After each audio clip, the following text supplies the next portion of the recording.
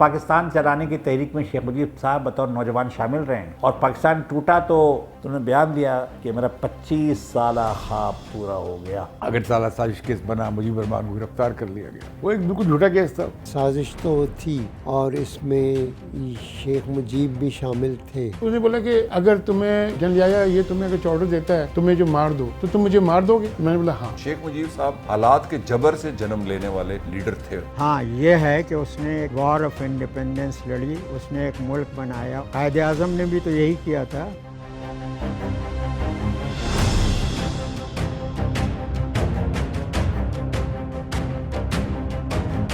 شیخ مجیب ایک ایسا سن of the سائل تھا اس وقت کہ اس نے پاکستان کی جد و جہد کی۔ اس نے فاطمہ جناح ایوب خان کے خلاف کیمپینر تھے وہ مشرقی پاکستان میں، تو ان کی تو پوری کوشش تھی کہ ایک پاکستان رہے۔ جب آپ کسی کو کارنر کر دیتے ہیں تو پھر تو اس کا کوئی نہ کوئی رد عمل تو آتا ہے اس کے سامنے۔ تو شیخ مجیب صاحب حالات کے جبر سے جنم لینے والے لیڈر تھے۔ اتنا بڑا گھر تھا ان کا بھی، ایک کنال کا، یہ ایک کنال گھر ہے، ایک کنال کا اس کا دان منڈی میں گھر تھا۔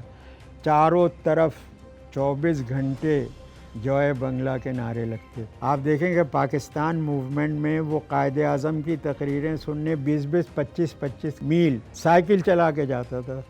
اتنا فین تھا وہ پاکستان موومنٹ کا اور اتنا اس اسٹرگل میں شامل تھا، لیکن آپ نے پہلے ہی دن سے ان کی وہ نہیں مانی اور پھر رفتہ رفتہ وہ ظاہر ہے جوکتو فرنٹ بنا جب تک وہ اسٹوڈنٹ لیڈر سے پالیٹکس میں آ گیا تھا۔ میں شیخ مجیب الرحمان کو اور مولانا باشانی کو بہت آئیڈیلائز کرتا تھا، کیونکہ میں دیکھتا تھا کہ یہ لوگ انتہائی سادگی سے شیزان میں بیٹھتے تھے، گپے مارتے تھے، سیاسی گفتگو ہوتی تھی، میں ان کی گفتگو سنتا تھا تو مجھے بہت اچھا لگتا تھا کہ قیادت یار ہی ہوتی ہے، یہ قیادت جو ہے اس کو یہ ہوتی ہے۔ میں سیکھنے کی کوشش کرتا تھا۔ ایک وقت میں ہی ایک آدمی تھوڑا محب وطن بھی ہوتا ہے، تھوڑا ملک دشمن بھی ہوتا ہے اور ہو سکتا ہے۔ مثلا پاکستان چلانے کی تحریک میں شیخ مجیب صاحب بطور نوجوان شامل رہے ہیں، یہ بھی ایک حقیقت ہے۔ اور پاکستان ٹوٹا تو شیخ مجیب صاحب جب پہنچے ڈھاکہ، اسلام آباد سے لندن ہوتے ہوئے وہاں پہنچے، تو ایئرپورٹ پہ جو لاکھوں افراد ان کا استقبال کرنے آئے تھے، تو انہوں نے بیان دیا کہ میرا 25 سالہ خواب پورا ہو گیا۔ تو وہ 1972 میں یہ بیان دے رہے ہیں، تو وہ 1947 سے کہہ رہے ہیں کہ 1947 سے میں بنگال کے علاقے کا خواب دیکھ رہا تھا، حالانکہ اس وقت تحریک پاکستان کا حصہ تھے وہ۔ شیخ مجیب الرحمان کی پوری کوشش تھی کہ پاکستان کے ساتھ رہا جائے، یا پاکستان کی جو فیڈریشن ہے، دونوں بازو جو ہیں ایک رہیں۔ لیکن ایک سٹیج آئی 1966 میں، جب ایوب خان کے دور میں لاہور میں چودھری محمد علی صاحب کے گھر میٹنگ ہوئی، آل پاکستان پارٹیز ایک کانفرنس ہوئی، وہاں انہوں نے 6 نکات پیش کیے۔ 6 نکات میں یہ نہیں تھا کہ ہم پاکستان سے الگ ہو گئے، ایک ہی پاکستان کی بات کی گئی تھی۔ صوبائی خود مختاری کو غیر معمولی طور پہ زیادہ کر دیا گیا تھا۔ 2 ہی صوبے تھے اس وقت، مشرقی پاکستان اور مغربی پاکستان۔ اس میں تو یہ تھا کہ دراصل ایک ملک کے اندر 2 ملک، کرنسی بھی ان کی الگ ہوگی، فوج بھی ان کی الگ ہوگی، مشرقی پاکستان اور مغربی پاکستان کے فورن ریزروز بھی الگ الگ ہوں گے، تجارت کا حساب کتاب بھی الگ ہوگا، اور دونوں بازو الگ الگ خارجہ پالیسی لے کر چل سکیں گے اور الگ الگ معاہدے کر سکیں گے مختلف ملکوں سے۔ مغربی پاکستان جس سے چاہے معاہدہ کر لے، مشرقی پاکستان جس سے چاہے معاہدہ کر لے۔ بہت سے لوگ سمجھتے رہے کہ یہ ایکسٹریم کا مطالبہ کر کے انہوں نے وہ مثال پوری کی ہے کہ توپ کا لائسنس مانگو تاکہ پستول کا لائسنس مل جائے۔ اس 6 نکات پر اگر آپ تاریخ کا مطالعہ کریں تو بھٹو صاحب ابھی وزیر خارجہ تھے، انہوں نے بھٹو صاحب نے قائل کرنے کی کوشش کی ایوب خان کو کہ ان 6 نکات پر ابھی اگر ہم بات کریں تو ہم اس معاملے کو حل کر سکتے ہیں۔ اور بدگمانیاں کا جو آغاز ہوا دراصل حتمی جا کے وہ ایوب خان کے مارشل لا میں ہوا۔ جب انہوں نے دیکھا ایوب خان کا ماشاء اللہ لگ گیا تو انہوں نے کہا کہ بھئی اس ماشاء اللہ کا ہمیں تو صرف نقصان ہی نقصان ہے، ہم تو فوج میں بھی نہیں ہیں، ہم بیوروکریسی میں بھی نہیں ہیں، اور سیاسی ادارے آپ نے ختم کر دیے، سیاسی جماعتوں پہ آپ نے پابندی لگا دی۔ وہاں سے احساس تنہائی جسے کہتے ہیں یا بیگان کی یا ایلینیشن وہ شروع ہوا، اور پھر ظاہر ہے انہیں اپنی اکنامک انڈر ڈیولپمنٹ کا بھی احساس ہوا، اور اس کے بعد جو ہے رفتہ رفتہ یہ خلیج بڑھتی گئی ہماری طرف سے۔ اگر سالہ سازش کیس بنا، مجیب الرحمان کو گرفتار کر لیا گیا۔ وہ ایک بالکل جھوٹا کیس تھا۔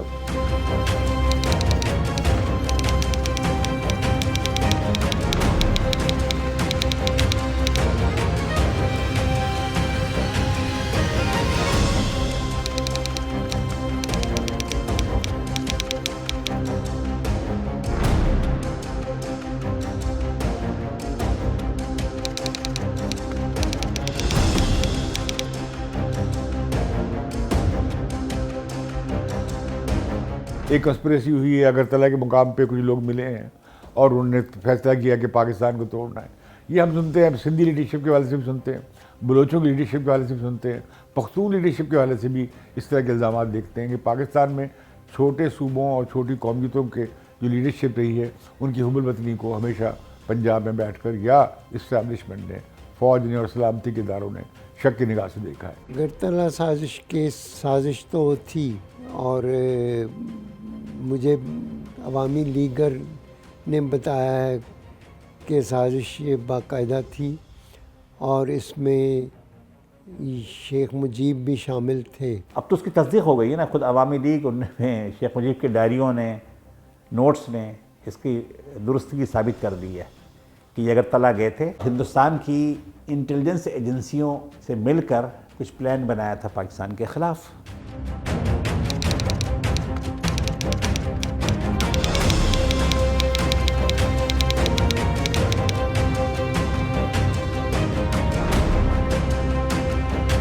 دیکھیے شیخ مجیب کی جو اس کے ارد گرد تھے نا, تاج الدین, قمر الزمان, یہ وہ ایٹسٹرا, یہ بڑے پرو انڈین تھے اور یہ ان کے انڈین ڈکٹیٹ کرتے تھے کہ بھائی آپ الگ کریں, تو الگ ہو. آئی تھنک ایک ٹائم تھا جو اس نے سوچا ہوگا, لیکن ایک دفعہ وہ الیکٹ ہو گیا نا, تو آئی تھنک اس کو پرائم منسٹر آف پاکستان بہتر نظر آتا تھا شیخ مجیب کو, rather than prime minister of Bangladesh. ٹھیک ہے, لیکن مارچ کی جو چیزیں ہونی شروع ہوئی نا, آئی تھنک جس طرح بھیا خان کے کنٹرول چلی گئی, شیخ مجیب کی بھی کنٹرول چلی گئی. 3 کو اجلاس ہونا تھا, 3 مارچ کو.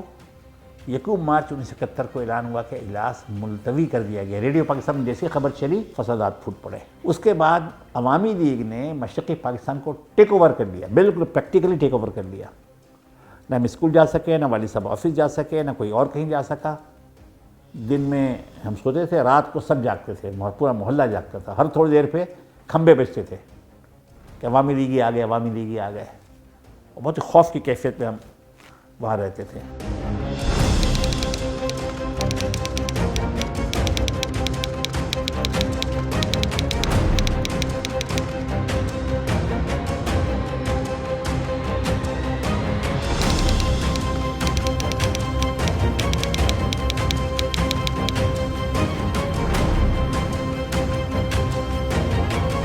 میری بہن کی جو شادی ہوئی تھی وہ شیخ مجیب کے کزن سے ہوئی تھی. تو جنرل یحییٰ کو یہ بات پتہ تھا کہ انہوں نے بولا کہ مجھے میسیج کنوے کیا تھا 2-3 دفعہ.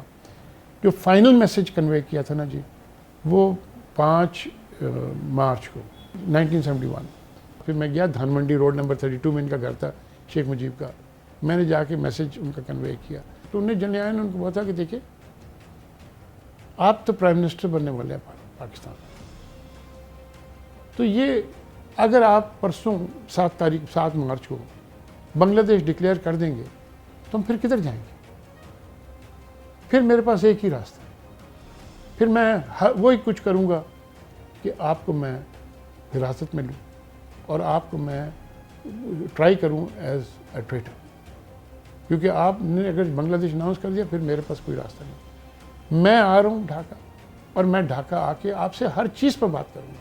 شیخ مجیب کا یہ خیال تھا کہ یہ ٹائم گین کر رہے ہیں فوج کو یہاں منتقل کرنے کے لیے, ہمیں الجھا رہے ہیں مذاکرات میں. پیپلز پارٹی کے مذاکرات تھے ان سے. میرا نہیں خیال کہ یحییٰ خان سیریس تھے یا بھٹو صاحب سیریس تھے. تو میں سمجھتا ہوں کہ مذاکرات کا ڈرامہ تھا سارا. ہم کبھی بھی سنسیئر نہیں تھے اپنی اس پاپولیشن کے ساتھ جس کو مشرقی پاکستان کہتے ہیں. یہ میں نے ان کو جب کنوے کیا تو شیخ مجیب وہ سنتے رہے میرا. تو بنگالی میں مجھے چاند بابا جنرل یحییٰ سیریس نہ کی کہ ہمیں আমাদের কে ট্রেটার ডিক্লেয়ার করবে. তো হ্যাঁ সিরিয়াস আছে স্যার. তো বলতে আচ্ছা তো তোমাকে অর্ডার দিবে কি আমাকে মেরে ফেলবে, তুমি আমাকে মেরে ফেলবে? उसने बोला कि अगर तुम्हें ये जनरल याया ये तुम्हें अगर ऑर्डर देता है तुम्हें जो मार दो तो तुम मुझे मार दोगे?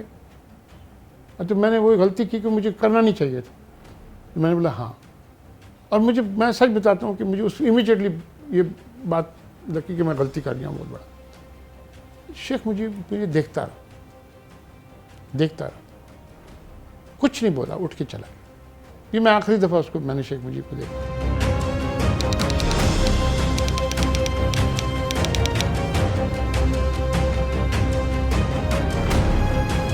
7 मार्च को बहुत बड़ा जलसा रमना रेस कोर्स ग्राउंड में हुआ और पूरे मशरक़ी पाकिस्तान में ये टेम्पो था कि आज आज़ादी का ऐलान हो जाएगा। शेख मुजीब साहब आज झंडा लहराएंगे, पूरा मजमा झंडा उठाए हुए था बांग्लादेश का। और हम लोग जो गैर बंगाली थे अपने अपने मोहल्लों में बुरी तरह खौफजदा थे, फिर हमारा क्या होगा। हमारे घर में जो मासी काम करती थी वो मेरी वालदा से कह गई थी कि बाजी ये सब हमारा हो जाएगा। अब बंगू बंधु ने कहा है, यानी बंगू बंधु से मेरा शेख मुजीब, उन्होंने कहा है कि सब जो जहाँ काम करता है ये करती है वो घर उसका होगा। लेकिन शेख मुजीब साहब ने सारी बातें की, आज़ादी का ऐलान नहीं किया। इससे बाद लोग ये मतलब निकालते हैं जिसकी गुंजाइश मौजूद है कि उस वक्त तक भी इलाहदगी के कायल नहीं थे। मुमकिन है दुरुस्त हो ये बात, इसकी गुंजाइश तो मौजूद है। 23 मार्च जब आया 1971 या आखिरी 23 मार्च था पाकिस्तान को रहते हुए, तो छावनियों में और गैर बंगाली आबादियों में ही पाकिस्तान का कौमी परचम लहराया जा सका। यहाँ तक कि फिर 25 से 26 मार्च के दरमियानी शब ऑपरेशन शुरू हुआ।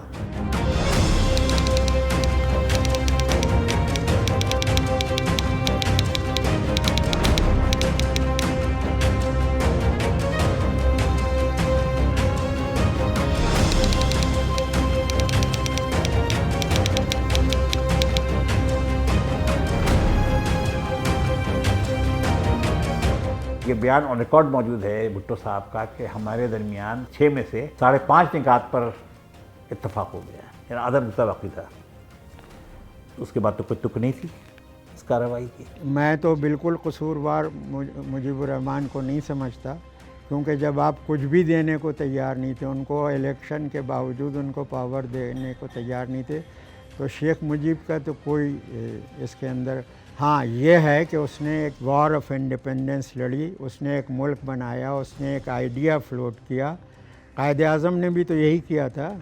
अब ये यहाँ पे बहुत सारी बहस थी कि जी उन्होंने हिंदुस्तान की मदद ली। कोई ऐसी आज़ादी की तहरीक जो आर्म्ड स्ट्रगल हो वो बग़ैर फॉरेन असिस्टेंस के कामयाब नहीं हुई। मैंने आपको नहीं कहा कि वो विलन था या हीरो था, मैंने आपको कहा कि उनकी जमात अक्सरियत में थी। उनकी आबादी का तनासब देखिए, मगरबी पाकिस्तान की आबादी का तनासब देखिए, उनके वोटों का और उनकी सीटों का तनासब देखिए और यहाँ का तनासब देखिए, तो आप उनको मंजर से हटाते हैं और दूसरे आदमी को ले आते हैं। अब आप उनको हीरो कह लें, आप उनको विलन कह लें।